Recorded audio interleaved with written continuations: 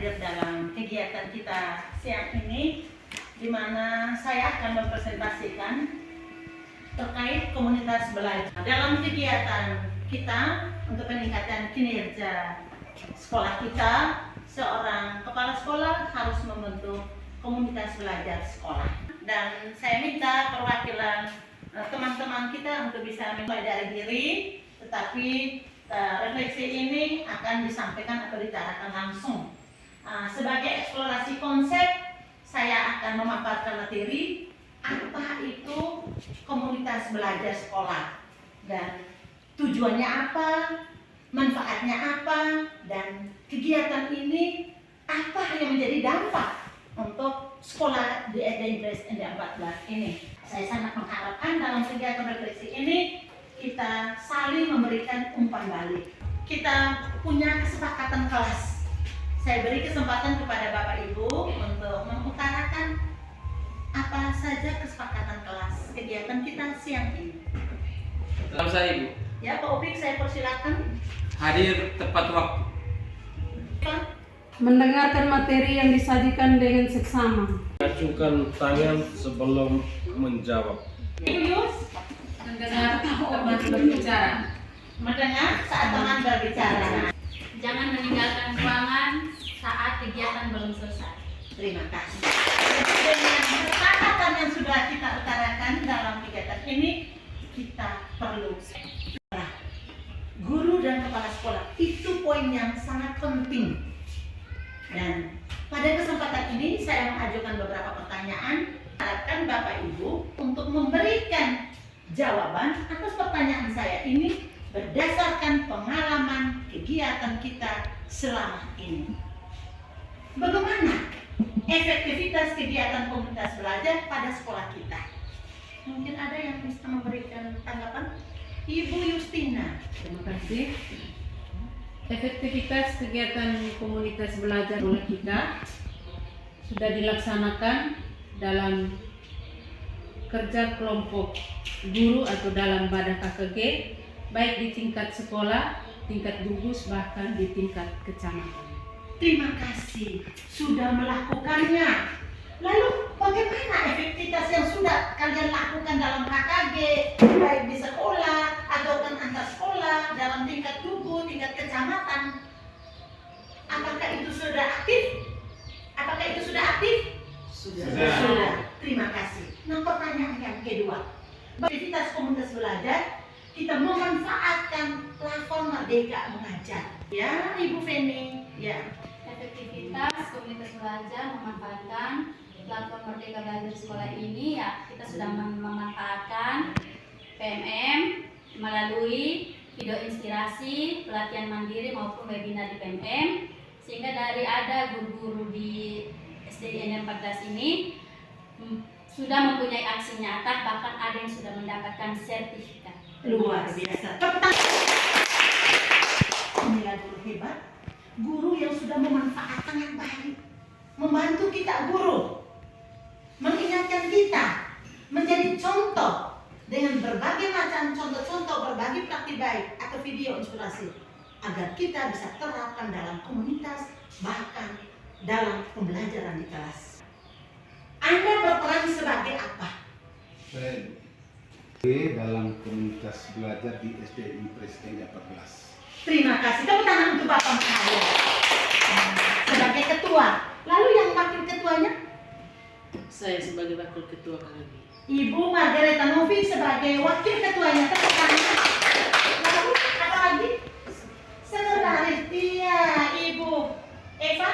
Apa? Saya berperan sebagai sekretaris dalam komunitas KKG di SD Impres ND14. Terima kasih. Apalagi masih ada yang lain? Ibu berperan sebagai apa? Saya berperan sebagai bendahara. Terima kasih. Lalu yang lainnya sebagai apa? Sebagai Terima kasih. Jadi masing-masing sudah memiliki peran. Nah, dengan adanya peran yang ada dalam komunitas belajar, itu adalah untuk meningkatkan kompetensi, untuk meningkatkan kegiatan Bapak Ibu di dalam komunitas belajar ini. Mungkin ada tuh.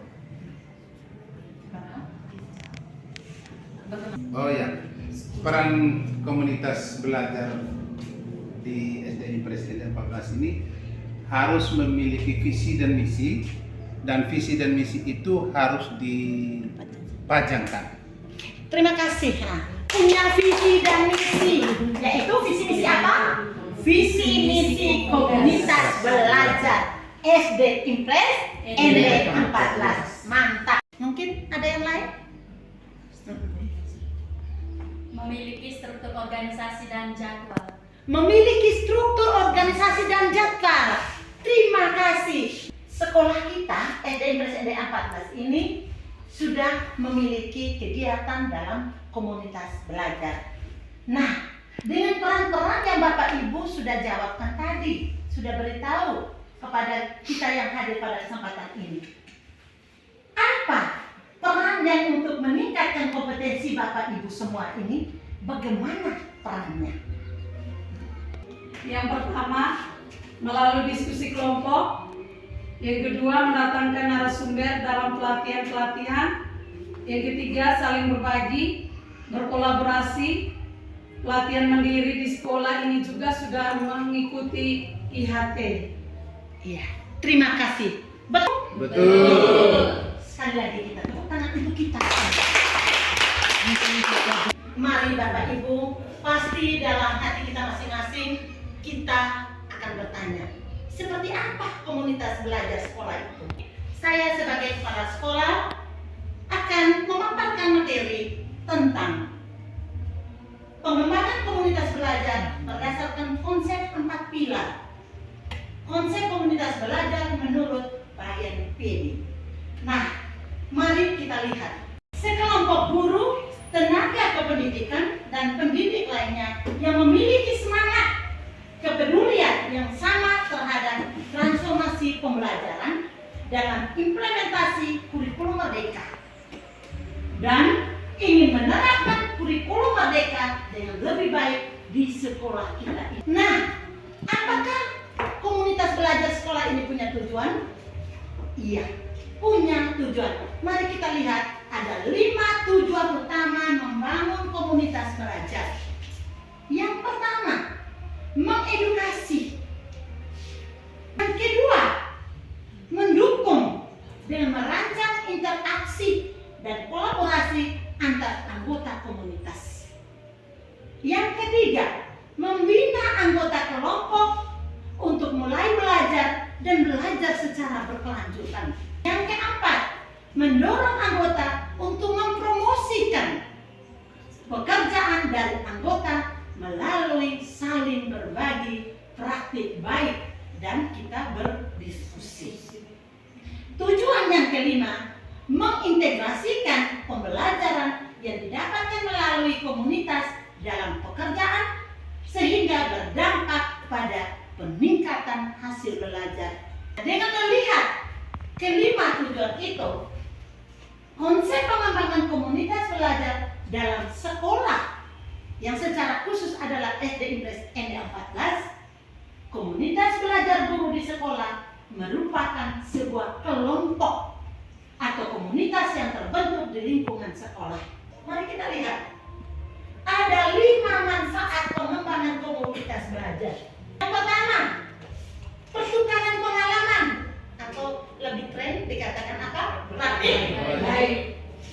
Yang kedua, peningkatan profesionalisme. Yang ketiga, pengembangan keterampilan. Yang keempat, motivasi dan dukungan. Dan yang kelima, kolaborasi.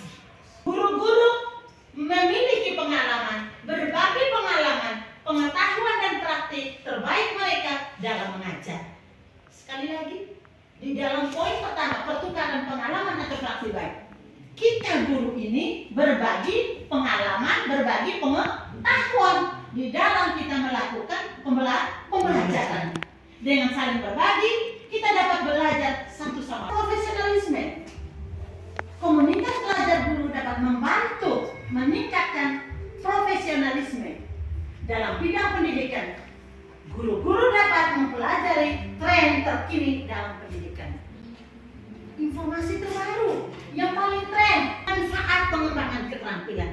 Seperti apakah pengembangan keterampilan itu? komunitas belajar guru. Para guru mengembangkan keterampilan berbagai aspek. Contoh, penggunaan teknologi dalam pembelajaran, pengelolaan kelas efektif, atau pengajaran berbasis proyek. Kita saling memberi masukan, kita saling memberi umpan balik, dan kita saling mendukung untuk meningkatkan kemampuan kita. 5 manfaat yang perlu kita laksanakan, kita ikuti. Nah, peran komunitas belajar dalam implementasi kurikulum Merdeka. 3 ide besar dalam Kombel. Menurut Gofur, pada tahun 2020, memfasilitasi belajar bersama, memfasilitasi diskusi. Diskusi untuk apa? Untuk memecahkan suatu masalah atau pembelajaran yang berpusat kepada peserta didik. Yang ketiga, memfasilitasi kolaborasi, pengembangan strategi, metode, modal pembelajaran pada perangkat pembelajaran yang berbasis pada kurikulum Merdeka. 4, memfasilitasi refleksi, pembelajaran rekan sejawat. Mengingat pentingnya Kombel, maka diharapkan penggerak komunitas dapat berbagi tugas dengan rekan anggota komunitas sehingga semua dapat berpartisipasi. 3 jenis komunitas. Inilah jenis komunitas yang perlu kita ketahui dan yang perlu kita laksanakan. Yang pertama, komunitas dalam sekolah. Yang kedua, komunitas belajar antar sekolah. Yang ketiga, komunitas dalam sekolah. Yang pertama adalah fokus pada pembelajaran. Jadi komunitas belajar ini kita fokus pada poin yang pertama apa? Pada pembelajaran. Yang kedua, membudayakan kolaborasi dan tanggung jawab kolektif. Artinya kolaborasi dari kita guru, tanggung jawab dari kita guru secara bersama-sama. Yang ketiga adalah berorientasi pada hasil pembelajaran murid.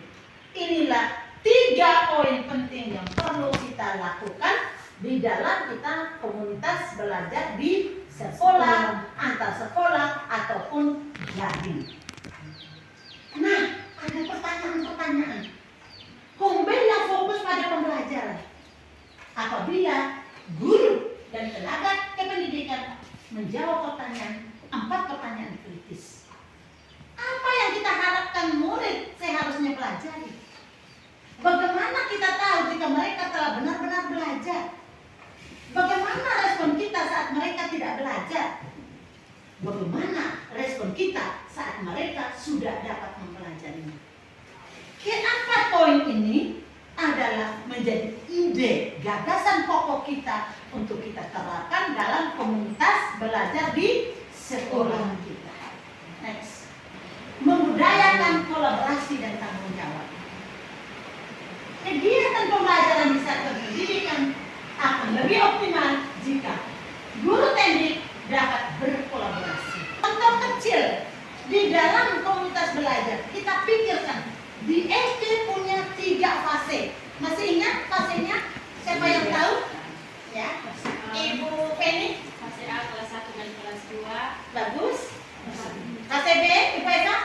Fase B kelas 3 dan 4. Iya. Masih ada lagi? Fase apa lagi? Pak Obi? C kelas 5 dan 6. Tepuk tangan untuk kita semua. Nah, tadi penekanannya adalah kolaborasi. Bagaimana kegiatan kita dengan fase-fase yang ada? Kalau membaca CP sama-sama, menyusun modul, menganalisis CP, menjadi ATP, menentukan TP, sampai dengan penyusunan modul, bahkan sampai mengatur alokasi pembagian waktu. Begitu juga dengan fase B ataupun fase C.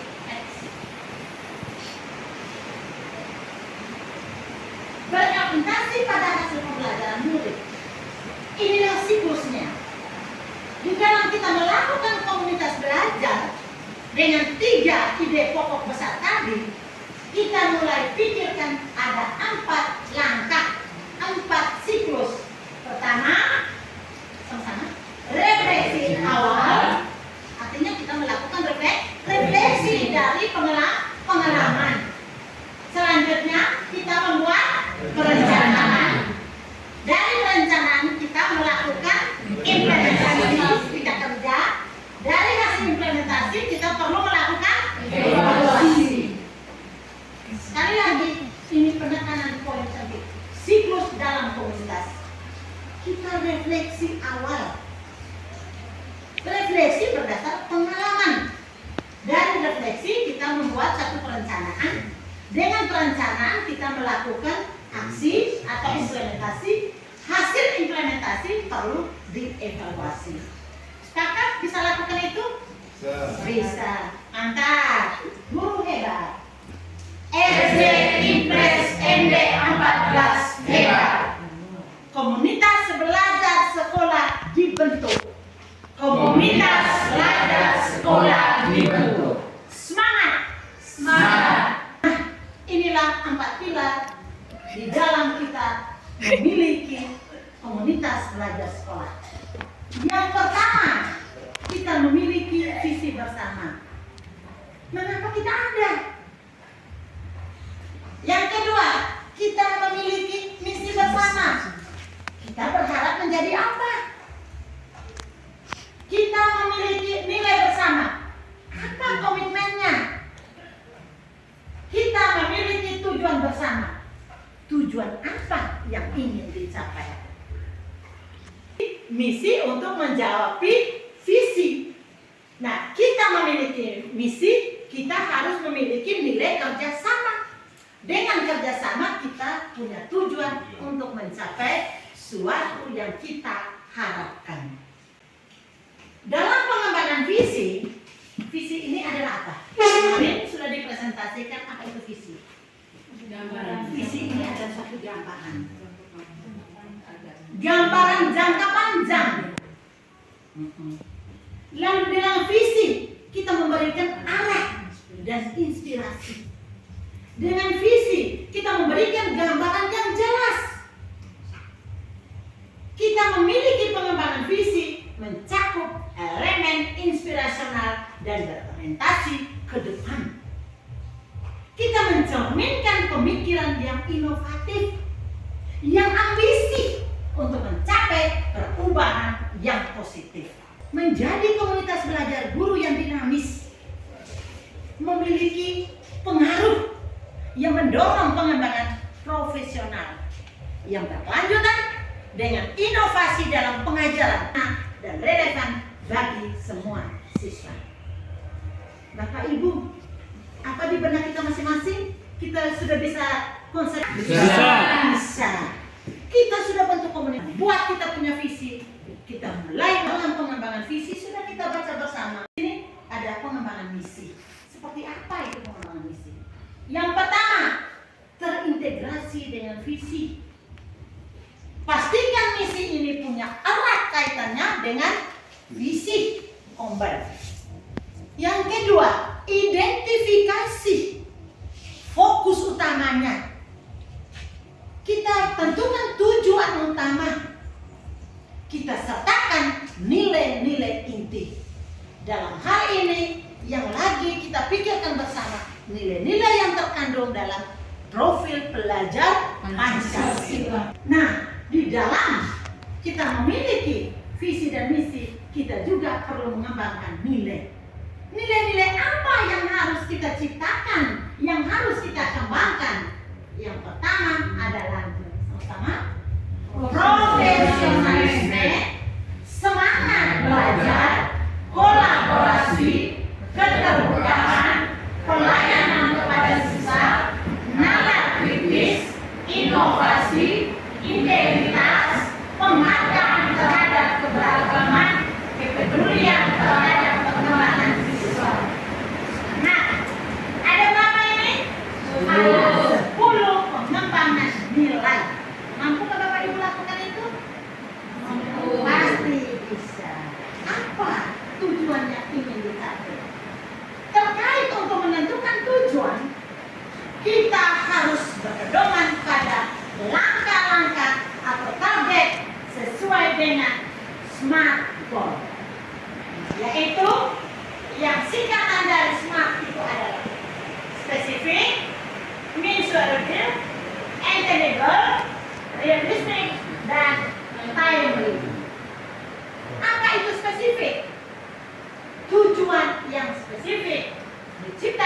dengan jelas.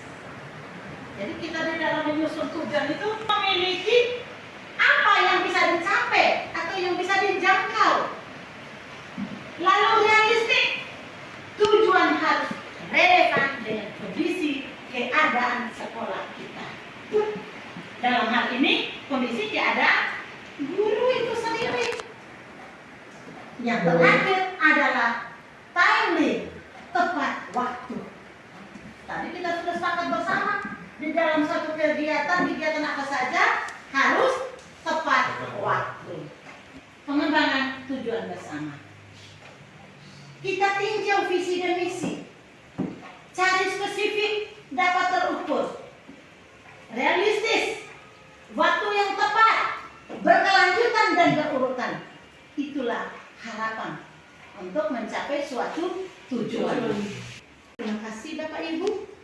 Dengan adanya paparan materi tadi, Bapak Ibu, saya beri kesempatan untuk kita punya komitmen dalam komunitas belajar sekolah kita. Komitmen kita yang pertama adalah kita harus memiliki visi dan misi dalam komunitas belajar di SD Impres LD 14 dan harus dipajangkan itu visi dan misi.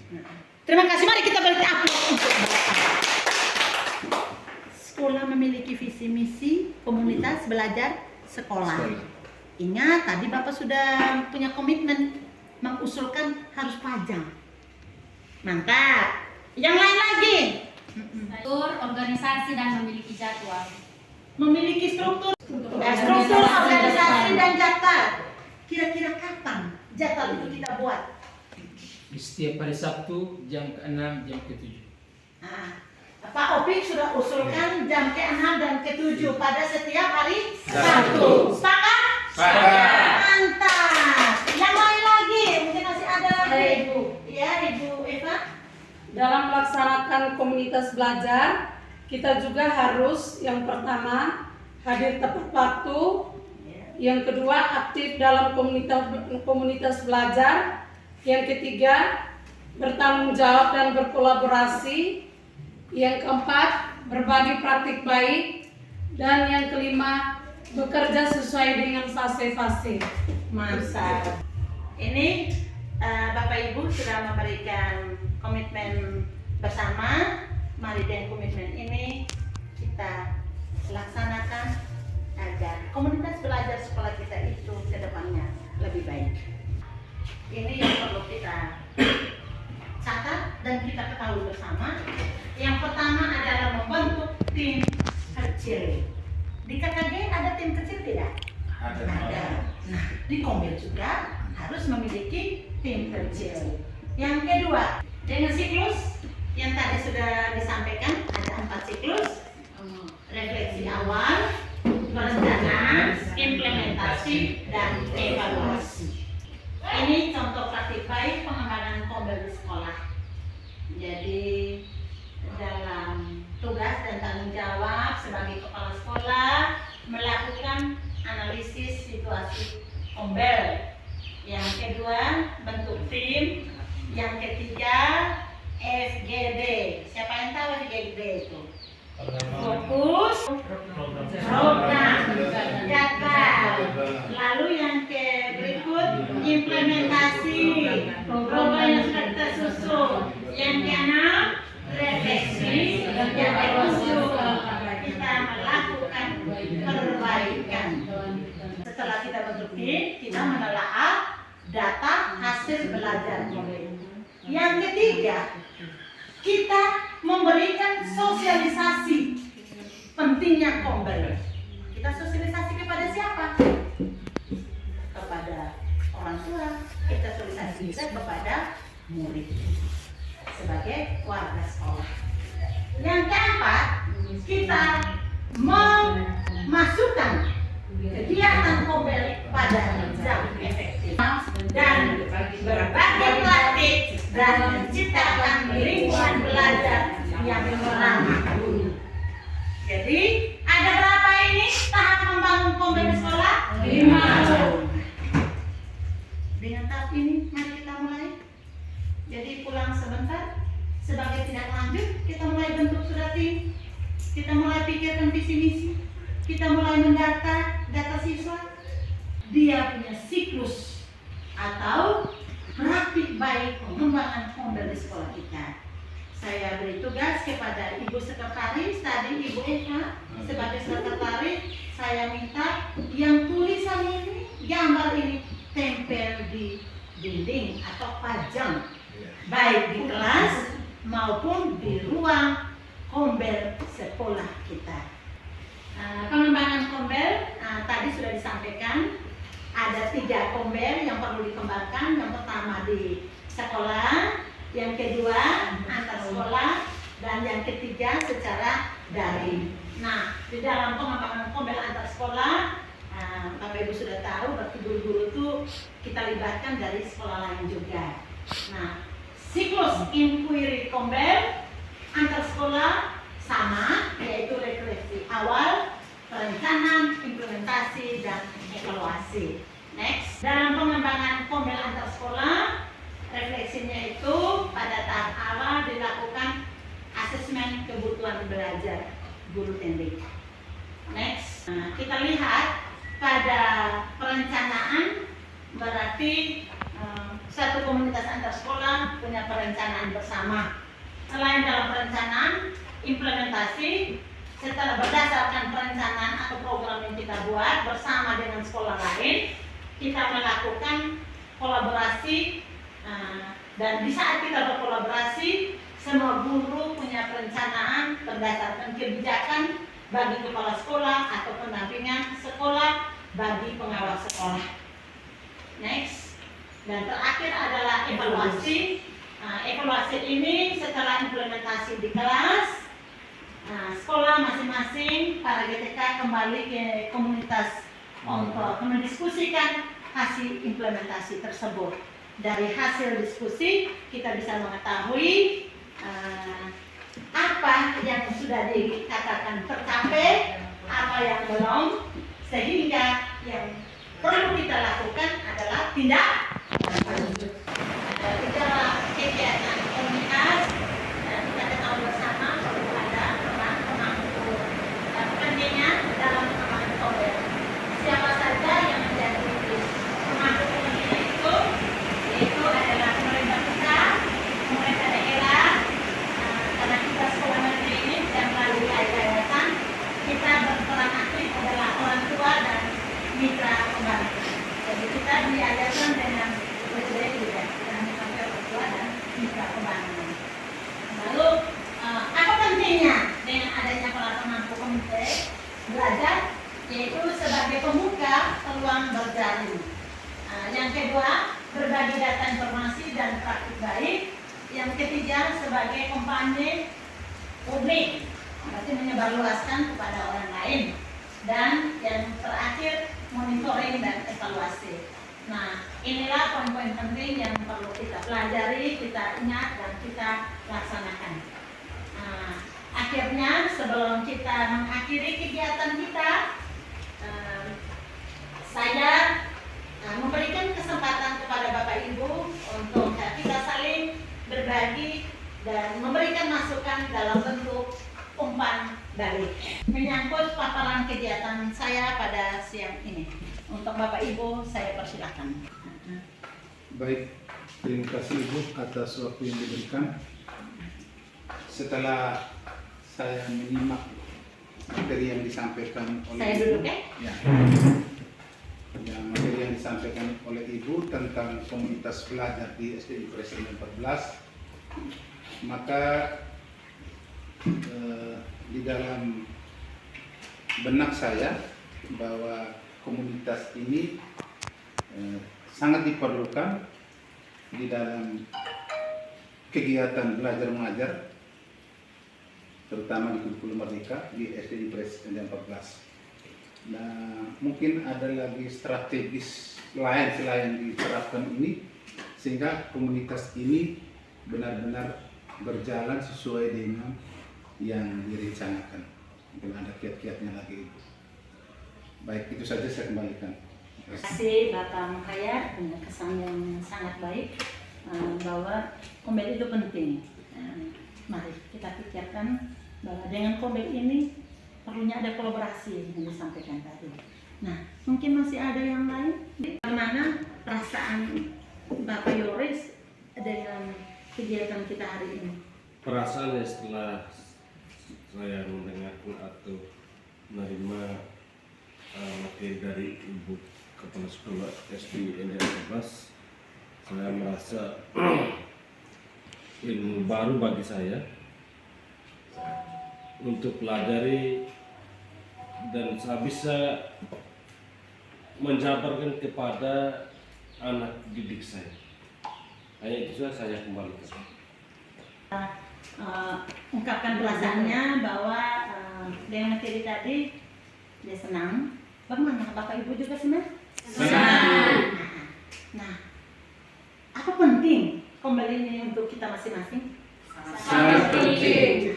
Kalau itu penting, mari kita saling berkolaborasi. Akhirnya saya sebagai kepala sekolah selaku penggerak komunitas belajar SD Impres ND 14 mengucapkan banyak terima kasih. Sukses SD Impres ND 14 ke depan yang lebih baik lagi. Mari kita berkolaborasi, bertanggung jawab atas tugas dan panggilan. Tuhan memberkati. Komitmen Komdel SBI ND 14 berbuka